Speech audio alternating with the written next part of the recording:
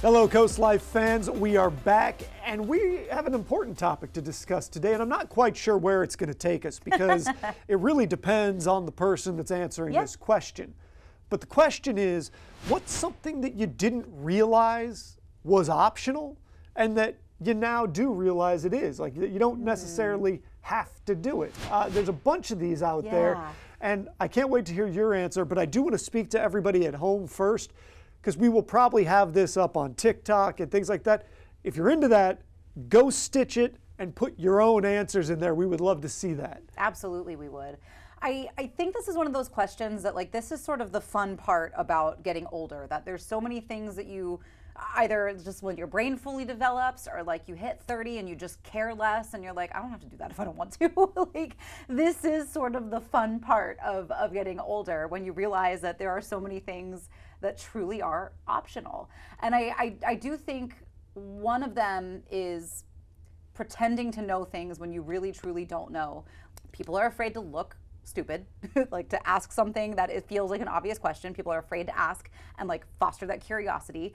I think people are also like it makes people afraid to ask questions, even if they are really truly basic ones. So I feel like I've tried less to pretend like I know what I'm talking about and just admit that I have no idea what I'm doing most of the time.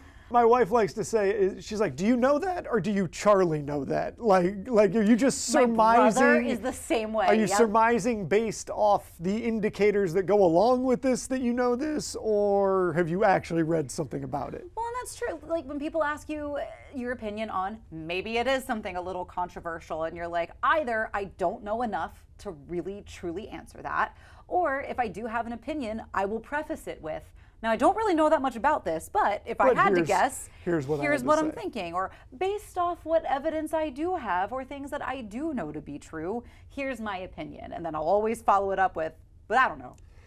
I think for me, it is even simpler than that. It's just the word no. And that seems like a simple word to say, but when it comes to your friends wanting to go on trips, or your friends wanting to get you out to go do this, or family wanting you to spend time doing this, as you become an adult, your finances may be constricted by the life you're in. You have a family, you know, you have other people that are counting on you, and sometimes you just gotta say no. And I mean, really truly mastering the headspace to say no, where like I can say no, and it is not going to cause the person I am saying no to or myself any anxiety, is still something that I'm working on. But I feel like when I ask somebody, hey, do you want to go do this? I would rather they just say no than string me along and say, oh yeah, maybe, but I have to figure this out. Here are a couple of the ones that we have written down that people have put in and sent in. Not opening the door when the doorbell rings. Solid one. Solid answer. I gotta be honest, the amount of anxiety that I feel just thinking about that, like I have to open the door. You do? Oh yeah. Oh no, I'm like, hide, close the blinds. No, they can't know I'm here. Like, it's the same as, and it's changed with my phone because I get so many spam calls now, but for a long time even that, like the fact that somebody's trying to get a hold of me and I can get up and get it, like I have to, like I just need to know what's going on.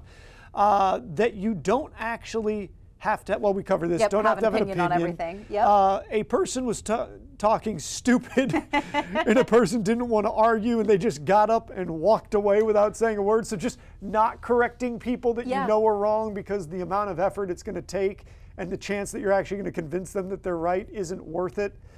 Assessing whether something is about to be like a good faith debate or discussion is a key skill to save your mental state. I'm not going to get this quote exactly right, but Keanu Reeves was on a thing a couple years ago, and he said he's reached a point in his life where if somebody argues that 2 + 2 = 5, he just goes, sure. Yep. I'm not getting into it with you. Yeah, and knowing if like the rest of that conversation is going to cause you stress and grief, and you're just like, what's the point? Knowing how to exit said conversation is key to peace of mind, especially like we said, talking about staying away from controversial topics for the holidays, being able to just be like, you're right, Grandma, that's going to be a key skill this holiday season. So I want to put it out there one more time. What is something that, as you've gotten older, you've realized you don't have to do that you used to, and now you've set some boundaries on? We want to know from you what that thing is. Yes, we do. We have more Coast Life to get to. That's all on the way.